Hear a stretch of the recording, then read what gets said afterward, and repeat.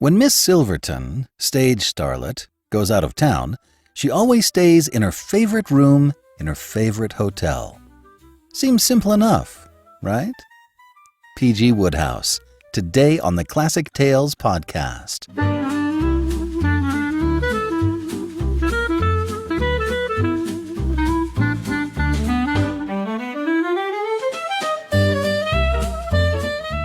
Welcome to the Classic Tales podcast. Thank you for listening. The audiobook library card is moving forward nicely. And if you'd like to check out the progress, you can go to audiobooklibrarycard.com. I'm almost done creating all of the hundreds of products in the library. This will be a new platform where for $6.99 you can listen to all of the titles in the Classic Tales Audiobooks library.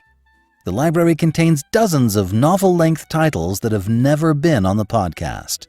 And again, you'll be able to listen all you want, no limits.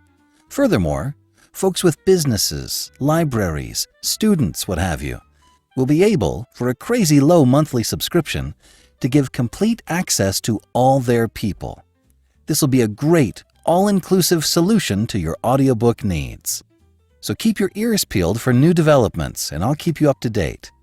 For those who already support us at the $10 a month rate or more, your subscription will be automatically upgraded to the audiobook library card. More details are coming soon. And now, Indiscretions of Archie, Part 4 of 8, by P.G. Wodehouse.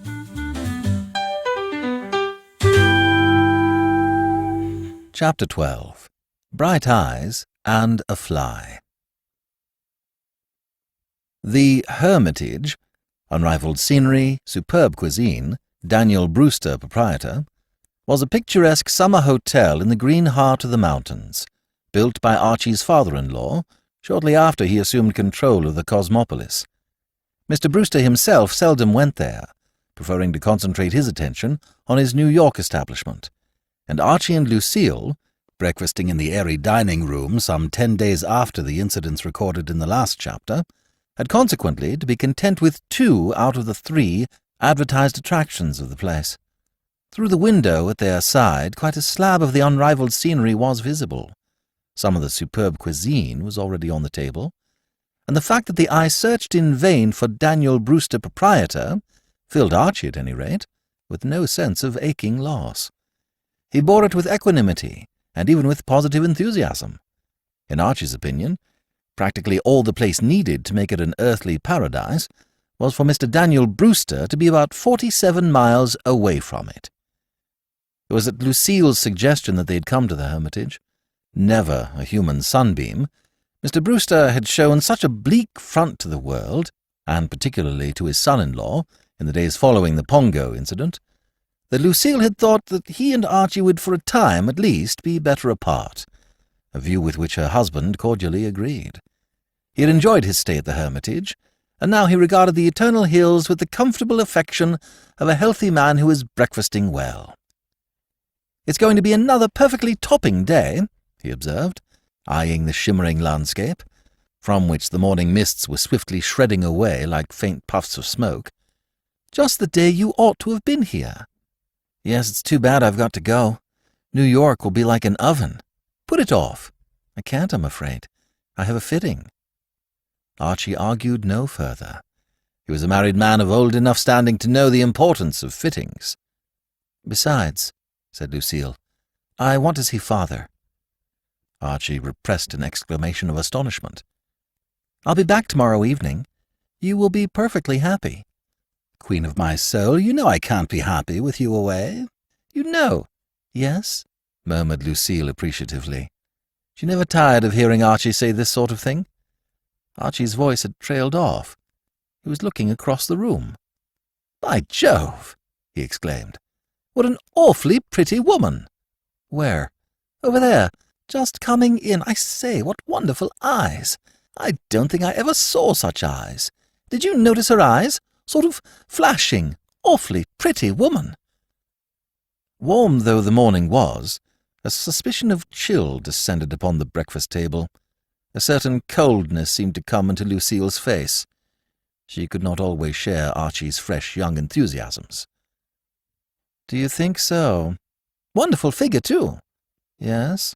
Well, what I mean to say is fair to medium, said Archie, recovering a certain amount of that intelligence which raises man above the level of the beasts of the field. Not the sort of type I admire myself, of course. You know her, don't you? Absolutely not, and far from it, said Archie hastily. Never met her in my life. You've seen her on the stage. Her name's Vera Silverton. We saw her in— Of course, yes, so we did. Say, I wonder what she's doing here. She ought to be in New York rehearsing. I remember meeting what's-his-name, you know, chappie who writes plays and whatnot, George Benham. I remember meeting George Benham, and he told me she was rehearsing a piece of his called— I forget the name, but I know it was called something or other. Well, why isn't she? She probably lost her temper and broke her contract and came away. She's always doing that sort of thing. She's known for it. She must be a horrid woman. Yes. I don't want to talk about her. She used to be married to someone and she divorced him, and then she was married to someone else and he divorced her. And I'm certain her hair wasn't that color 2 years ago. And I don't think a woman ought to make up like that. And her dress is all wrong for the country, and those pearls can't be genuine. And I hate the way she rolls her eyes about. And pink doesn't suit her a bit. I think she's an awful woman, and I wish you wouldn't keep on talking about her. Righto, said Archie dutifully. They finished breakfast, and Lucille went up to pack her bag. Archie strolled out onto the terrace outside the hotel where he smoked, communed with nature, and thought of Lucille. He always thought of Lucille when he was alone, especially when he chanced to find himself in poetic surroundings, like those provided by the unrivaled scenery encircling the Hotel Hermitage. The longer he was married to her, the more did the sacred institution seem to him a good egg. Mr. Brewster might regard their marriage as one of the world's most unfortunate incidents, but to Archie it was, and always had been, a bit of all right. The more he thought of it, the more did he marvel that a girl like Lucille should have been content to link her lot with that of a Class C specimen like himself. His meditations were, in fact, precisely what a happily married man's meditations ought to be. He was roused from them by a species of exclamation or cry almost at his elbow, and turned to find the spectacular Miss Silverton was standing beside him. Her dubious hair gleamed in the sunlight, and one of the criticized eyes was screwed up. The other gazed at Archie with an expression of appeal. "There's something in my eye," she said. "No, really? I wonder if you would mind. It would be so kind of you." Archie would have preferred to remove himself, but no man worthy of the name can decline to come to the rescue of womanhood in distress. To twist the lady's upper lid back and peer into it and jab at it with the corner of his handkerchief was the only course open to him. His conduct may be classed as not merely blameless, but definitely praiseworthy. King Arthur's knights used to do this sort of thing all the time, and look what people think of them. Lucille, therefore, coming out of the hotel just as the operation was concluded, ought not to have felt the annoyance she did. But, of course, there was a certain superficial intimacy about the attitude of a man who is taking a fly out of a woman's eye, which may excusably jar upon the sensibilities of his wife. It is an attitude which suggests a sort of rapprochement, or camaraderie, or, as Archie would have put it, what not. "Thanks so much," said Miss Silverton. "Oh, no, rather not," said Archie. "Such a nuisance getting things in your eye." "Absolutely. I'm always doing it. Rotten luck. But I don't often find anyone as clever as you to help me." Lucille felt called upon to break in on this feast of reason and flow of soul. "Archie," she said, "if you go and get your clubs now, I shall just have time to walk round with you before my train goes." "Oh, said Archie, perceiving her for the first time. Yes, righto, yes. On the way to the first tee, it seemed to Archie that Lucille was distrait and abstracted in her manner, and it occurred to him, not for the first time in his life, what a poor support a clear conscience is in moments of crisis. Dash it all, he didn't see what else he could have done. Couldn't leave the poor female staggering about the place with squads of flies wedged in her eyeball. Nevertheless, "Rotten thing getting a fly in your eye," he hazarded at length. "Dashed awkward, I mean. Or convenient, eh? Well, it's a very good way of dispensing with an introduction. Oh, I say, you don't mean to think she's a horrid woman? Absolutely. Can't think what people see in her. Well, you seem to enjoy fussing over her. No, nothing of the kind. She inspired me with an absolute, what do you call it? The sort of thing chappies do get inspired with, you know. You were beaming all over your face. I wasn't. I was just screwing up my face because the sun was in my eye. All sorts of things seemed to be in people's eyes this morning. Archie was saddened. That this sort of misunderstanding should have occurred on such a topping day, and at a moment when they were to be torn asunder for about 36 hours, made him feel, well, it gave him the pip. He had an idea that there would be words which would have straightened everything out, but he was not an eloquent young man and could not find them. He felt aggrieved. Lucille, he considered, ought to have known that he was immune as regarded females with flashing eyes and experimentally coloured hair. Why, dash it, he could have extracted flies from the eyes of Cleopatra with one hand and Helen of Troy with the other, simultaneously, without giving them a second thought. It was in depressed mood that he played a listless 9 holes, nor had life brightened for him when he came back to the hotel 2 hours later, after seeing Lucille off in the train to New York. Never till now had they had anything remotely resembling a quarrel. Life, Archie felt, was a bit of a washout. He was disturbed and jumpy, and the sight of Miss Silverton, talking to somebody on a settee in the corner of the hotel lobby, sent him shooting off at right angles and brought him up with a bump against the desk behind which the room clerk sat. The room clerk, always of a chatty disposition, was saying something to him, but Archie did not listen. He nodded mechanically. It was something about his room. He caught the word satisfactory. "Oh, rather, quite," said Archie. A fussy devil, the room clerk. He knew perfectly well that Archie found his room satisfactory. These chappies gassed on like this, so as to try to make you feel that the management took a personal interest in you. It was part of their job. Archie beamed absently and went in to lunch. Lucille's empty seat stared at him mournfully, increasing his sense of desolation. He was halfway through his lunch when the chair opposite ceased to be vacant.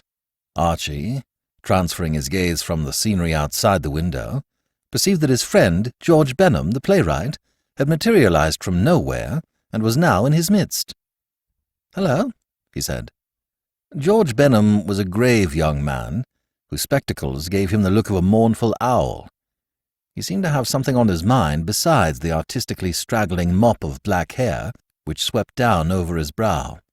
He sighed wearily and ordered fish pie. "I thought I saw you come through the lobby just now," he said. "Oh, was that you on the settee talking to Miss Silverton?" "She was talking to me," said the playwright moodily. "What are you doing here?" asked Archie. He could have wished Mr. Benham elsewhere, for he intruded on his gloom. But the chappie being amongst those present, it was only civil to talk to him. "I thought you were in New York, watching the rehearsals of your jolly old drama." "The rehearsals are hung up, and it looks as though there wasn't going to be any drama." "Good Lord!" cried George Benham with honest warmth.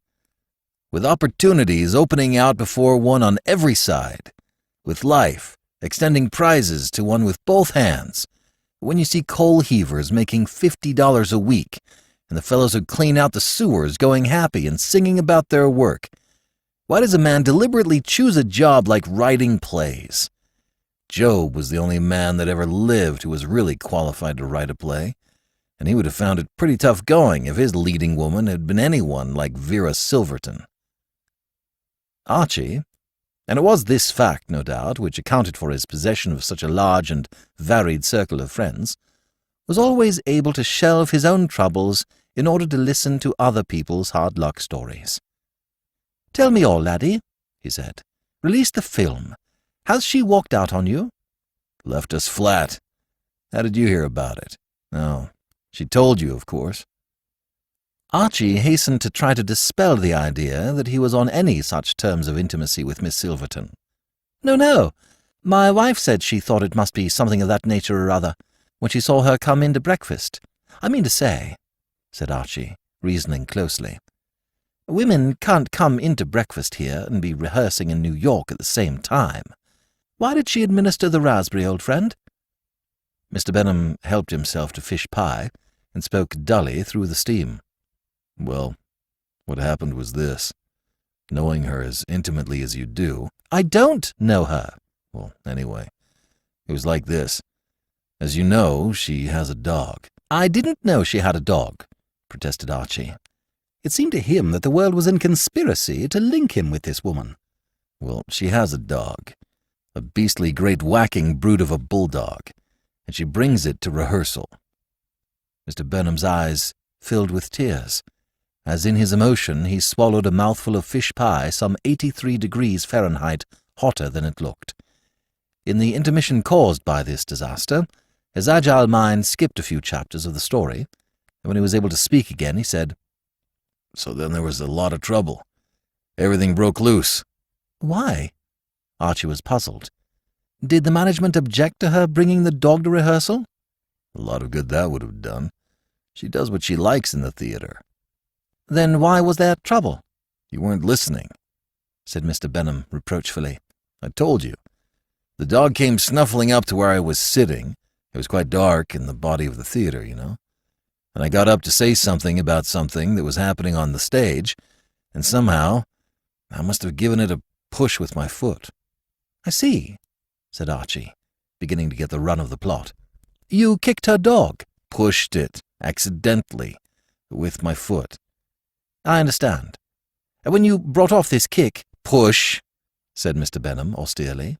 "This kick or push. When you administered this kick or push—" "It was more a sort of light shove." "Well, when you did whatever you did, the trouble started?" Mr. Benham gave a slight shiver. "She talked for a while, and then walked out, taking the dog with her.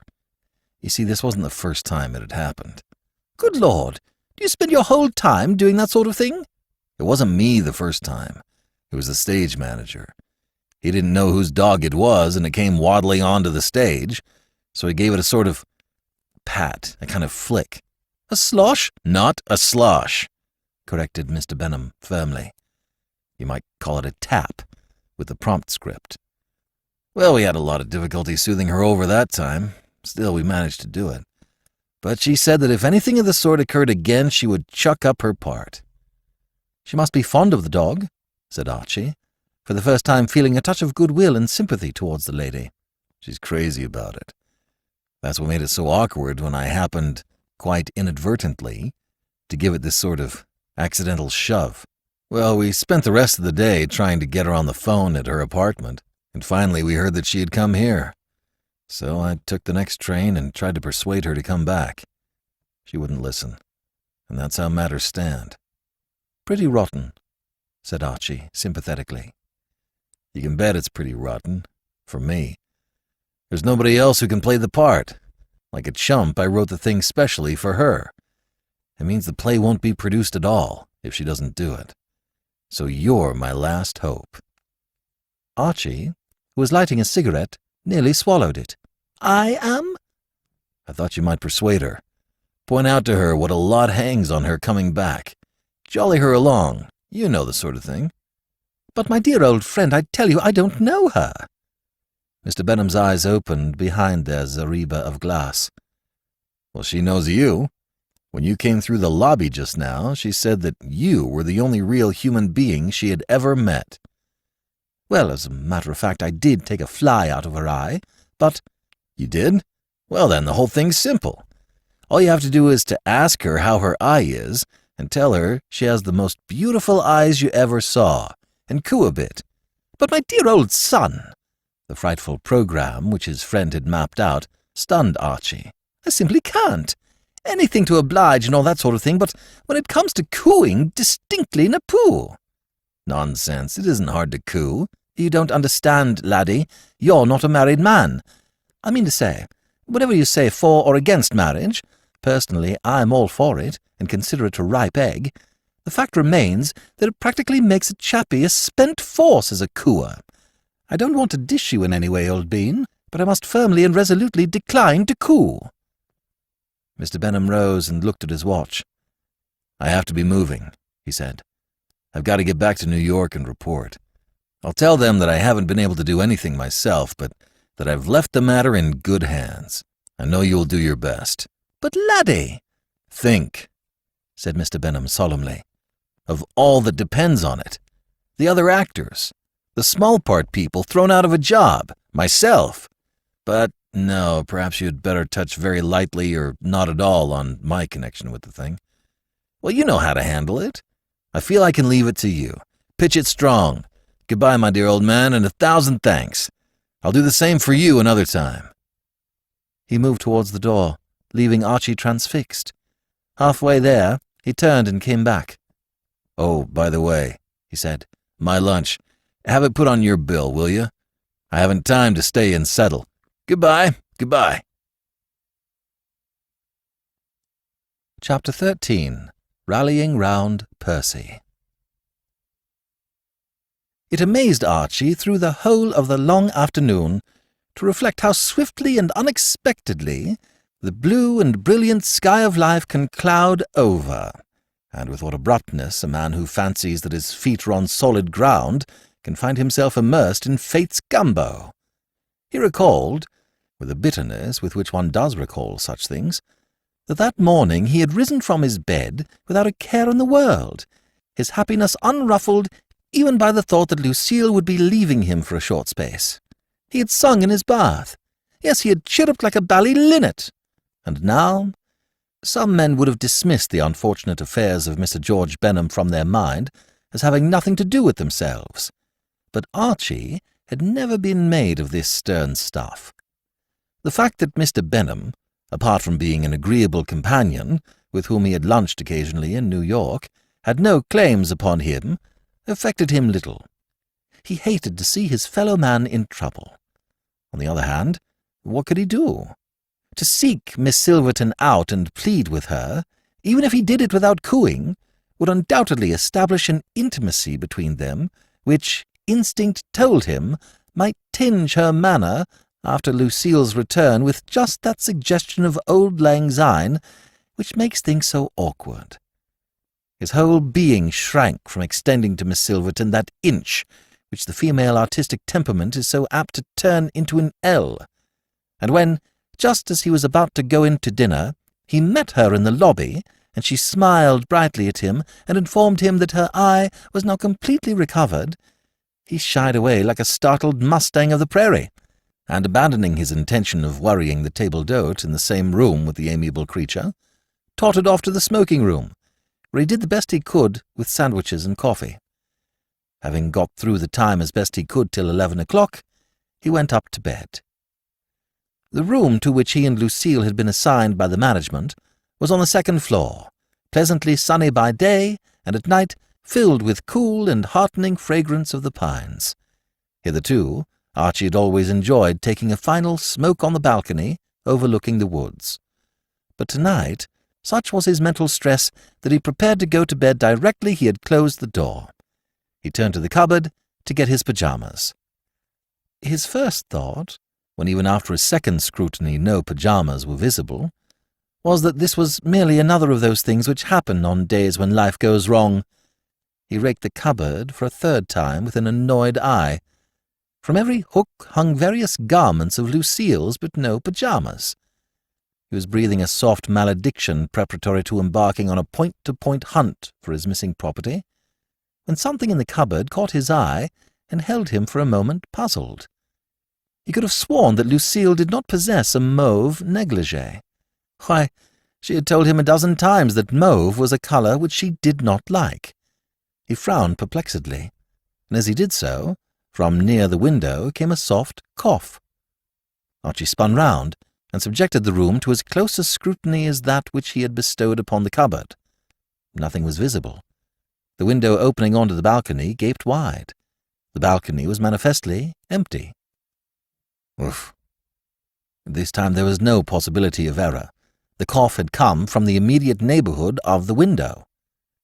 Archie was conscious of a pringly sensation about the roots of his closely cropped back hair as he moved cautiously across the room. The affair was becoming uncanny, and as he tiptoed towards the window, old ghost stories, read in lighter moments before cheerful fires, with plenty of light in the room, flitted through his mind. He had the feeling, precisely as every chappie in those stories had had, that he was not alone. Nor was he. In a basket, behind an armchair, curled up, with his massive chin resting on the edge of the wicker-work, lay a fine bulldog. "Oof," said the bulldog. "Good God," said Archie. There was a lengthy pause, in which the bulldog looked earnestly at Archie, and Archie looked earnestly at the bulldog. Normally, Archie was a dog lover. His hurry was never so great as to prevent him stopping, when in the street, and introducing himself to any dog he met. In a strange house, his first act was to assemble the canine population, roll it on its back or backs, and punch it in the ribs. As a boy, his earliest ambition had been to become a veterinary surgeon, and though the years had cheated him on his career, he knew all about dogs, their points, their manners, their customs, and their treatment in sickness and in health. In short, he loved dogs, and had they met under happier conditions, he would undoubtedly have been on excellent terms with this one within the space of a minute. But as things were, he abstained from fraternizing, and continued to goggle dumbly. And then his eye, wandering aside, collided with the following objects: a fluffy pink dressing-gown, hung over the back of a chair, an entirely strange suitcase, and on the bureau, a photograph in a silver frame of a stout gentleman in evening dress whom he had never seen before in his life. Much has been written on the emotions of the wanderer, who, returning to his childhood home, finds it altered out of all recognition. But poets have neglected the theme, far more poignant, of the man who goes up to his room in an hotel and finds it full of somebody else's dressing-gowns and bulldogs. Bulldogs! Archie's heart jumped sideways and upwards with a wiggling movement, turning 2 somersaults and stopped beating. The hideous truth, working its way slowly through the concrete, had at last penetrated to his brain. He was not only in somebody else's room, and a woman's at that, he was in the room belonging to Miss Vera Silverton. He could not understand it. He would have been prepared to stake the last cent he could borrow from his father-in-law on the fact that he had made no error in the number over the door.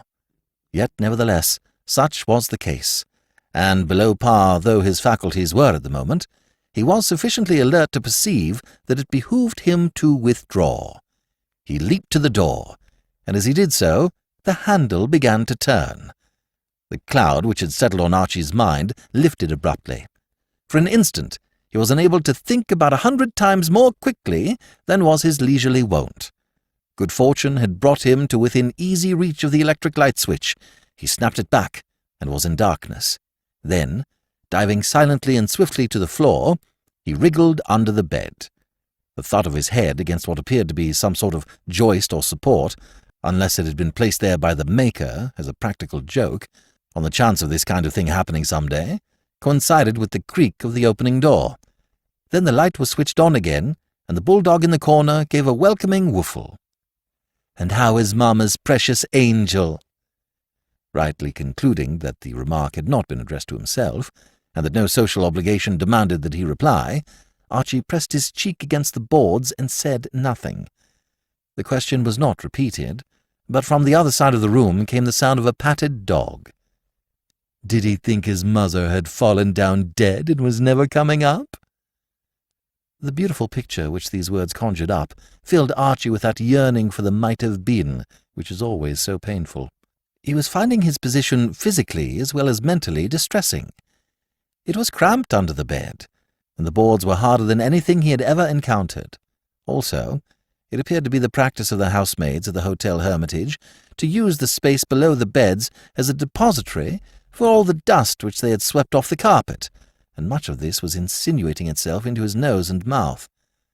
The 2 things which Archie would have liked most to do at that moment were first to kill Miss Silverton, if possible painfully, and then to spend the remainder of his life sneezing. After a prolonged period, he heard a drawer open, and noted the fact as promising. As the old married man, he presumed that it signified the putting away of hairpins, and now the dashed woman would be looking at herself in the glass with her hair down. Then she would brush it. Then she would twiddle it up into thingamies. Say 10 minutes for this, and after that, She would go to bed and turn out the light, and he would be able, after giving her a bit of time to go to sleep, to creep out and leg it, allowing at a conservative estimate 3/4 of "Come out!" Archie stiffened. For an instant, a feeble hope came to him that this remark, like the others, might be addressed to the dog. "Come out from under that bed," said a stern voice, "and mind how you come. I've got a pistol."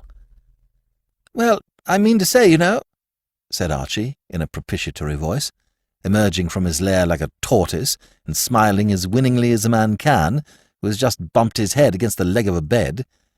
"I suppose all this seems fairly rummy, but—" "For the love of Mike!" said Miss Silverton. The point seemed to Archie well taken, and the comment on the situation neatly expressed.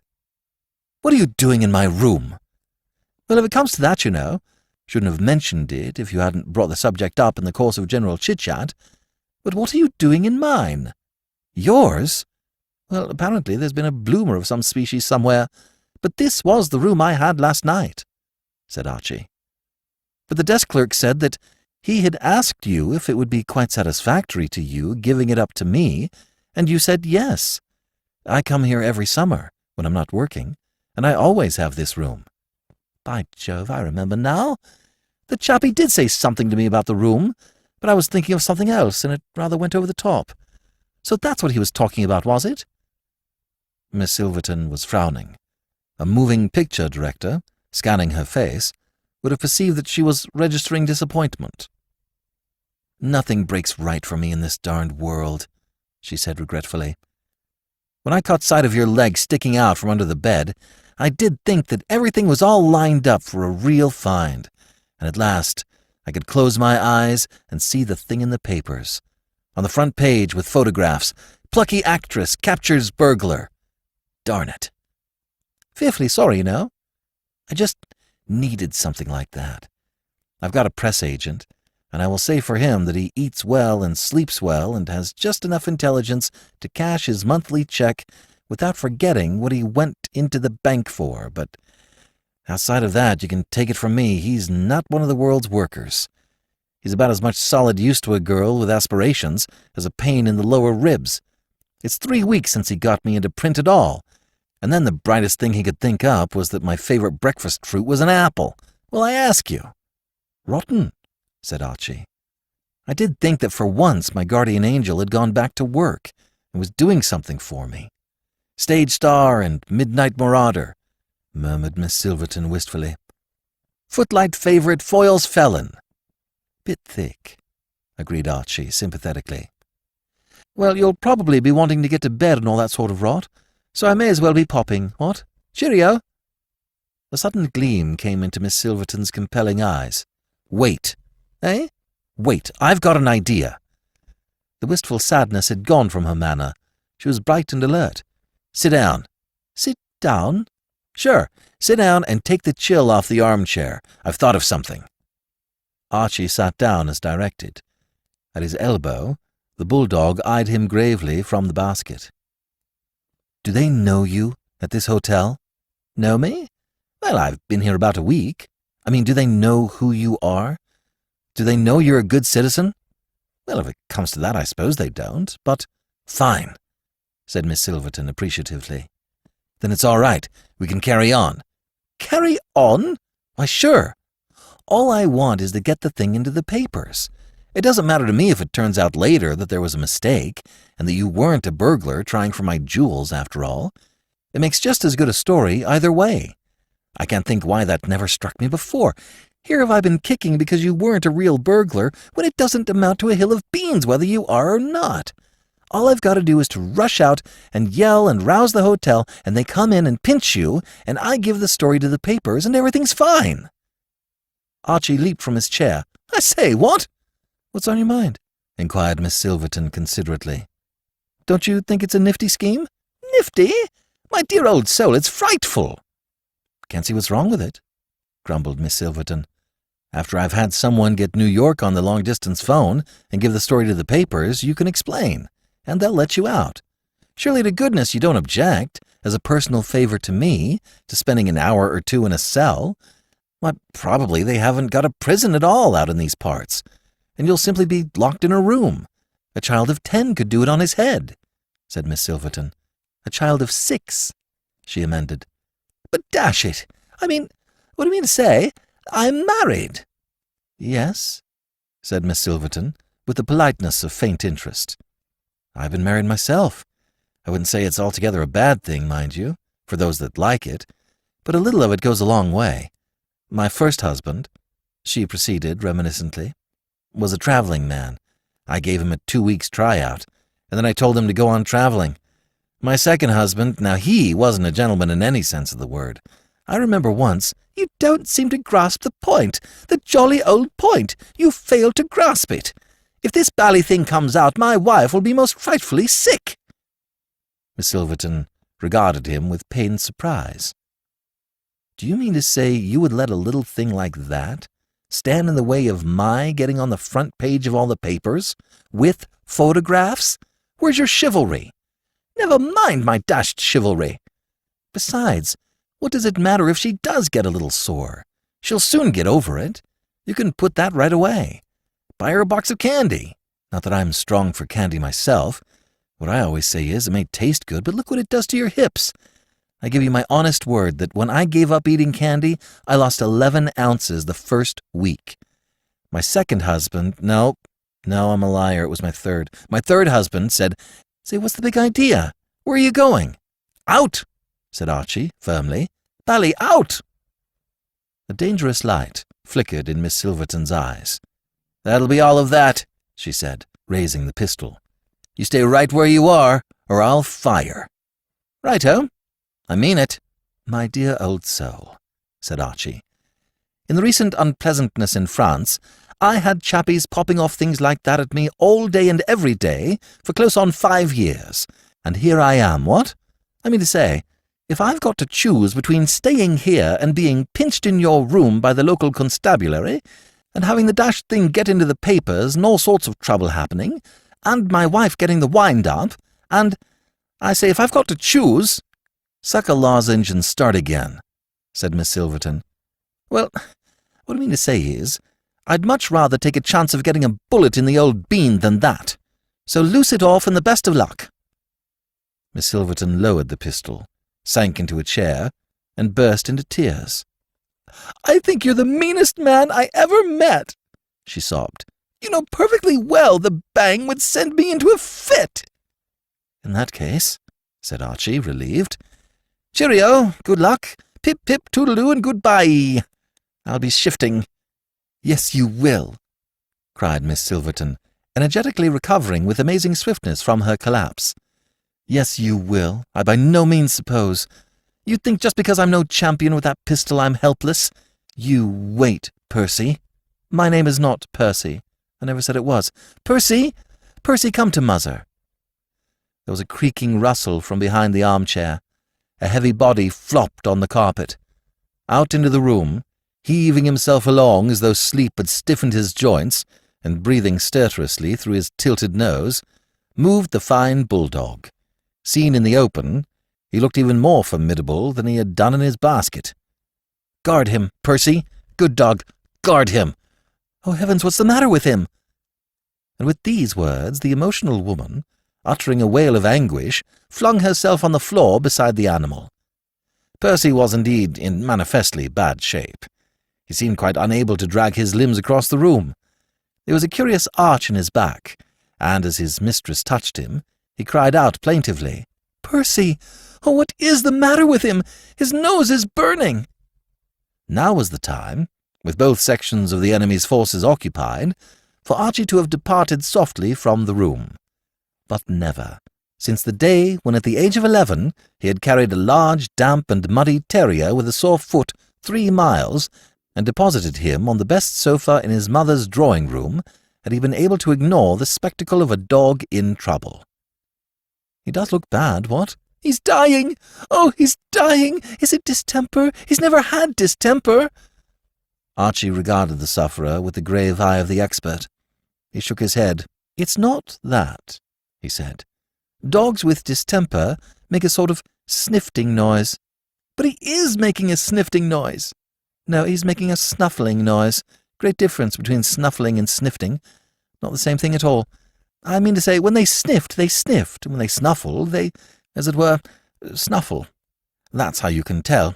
If you ask me—" He passed his hand over the dog's back. Percy uttered another cry. "I know what's the matter with him. The brute of a man kicked him at rehearsal. Do you think he's injured internally?" "It's rheumatism," said Archie. "Jolly old rheumatism. That's all that's the trouble." "Are you sure?" "Absolutely. But what can we do?" "Give him a good hot bath, and mind and dry him well. He'll have a good sleep then, and won't have any pain. Then first thing tomorrow, you want to give him salicylate of soda." "I'll never remember that. I'll write it down for you. You ought to give him from 10 to 20 grains 3 times a day in an ounce of water, and rub him with any good embrocation." "And he won't die?" "Die? He'll live to be as old as you are. I mean to say, I could kiss you," said Miss Silverton emotionally. Archie backed hastily. No, absolutely not. Nothing like that required, really." "You're a darling." "Yes. I mean, no, really." "I don't know what to say. What can I say?" "Good night," said Archie. "I wish there was something I could do. If you hadn't been here, I should have gone off my head." A great idea flashed across Archie's brain. "Do you really want to do something? Anything? Then I do wish, like a dear sweet soul, you would pop straight back to New York tomorrow and go on with those rehearsals." Miss Silverton shook her head. "I can't do that." "Oh, right-ho. But it isn't much to ask, what?" "Not much to ask? I'll never forgive that man for kicking Percy." "Now, listen, dear old soul, you've got the story all wrong. As a matter of fact, jolly old Benham told me himself that he has the greatest esteem and respect for Percy. I wouldn't have kicked him for the world. And you know, it was more than a sort of push than a kick. You might also call it a light shove. The fact is, it was beastly dark in the theatre, and he was legging it sideways for some reason or other, no doubt with the best motives, and unfortunately he happened to stub his toe on the poor old bean." "Then why didn't he say so?" "As far as I could make out, you didn't give him a chance." Miss Silverton wavered.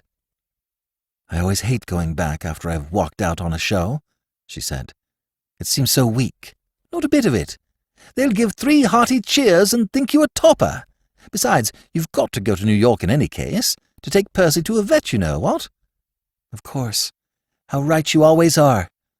Miss Silverton hesitated again. "Would you really be glad if I went back to the show?" "I'd go singing about the hotel. Great pal of mine, Benham, a thoroughly cheery old bean, and very cut up about the whole affair. Besides, think of all the coves thrown out of work, the thingamabobs and the poor what-do-you-call-ems." "Very well. You'll do it?" "Yes." "I say, you really are one of the best. Absolutely like Mother Maid. That's fine. Well, I think I'll be saying good night." "Good night, and thank you so much." "Oh, no, rather not." Archie moved to the door. "Oh, by the way—" "Yes?" "If I were you, I think I should catch the very first train you can get to New York. You see, you ought to take Percy to the vet as soon as ever you can." "You really do think of everything," said Miss Silverton. "Yes," said Archie meditatively.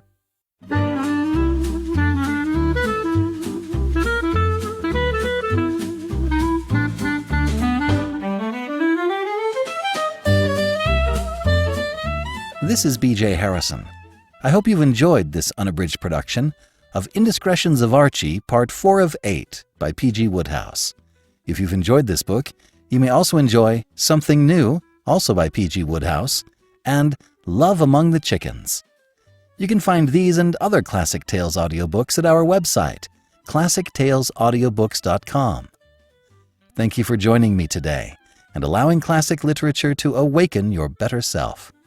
Please join me next time, and we'll rediscover the greatest stories ever put to paper.